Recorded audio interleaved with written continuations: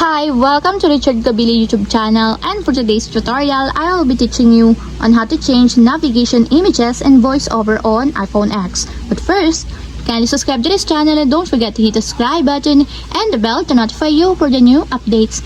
And let's start. Using your iPhone X, from your home screen first, go to Settings. Then in the settings, scroll down and find the accessibility and then tap. Then in the accessibility, go to vision section and then tap the voiceover.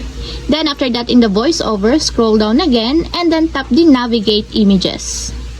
Then in the navigate images, if you want to change it to with descriptions, just tap it until there's a check mark on the side. And if you want to change it also to never, just tap it until there's a check mark on the side. And lastly, if you want to change it to default navigate images, just tap the always, just like this. And that's it, we have successfully changed navigate images in voiceover on iPhone X. If you have a question, kindly comment down below and don't forget to hit the subscribe button and the bell to notify you for the new updates. And thank you for watching!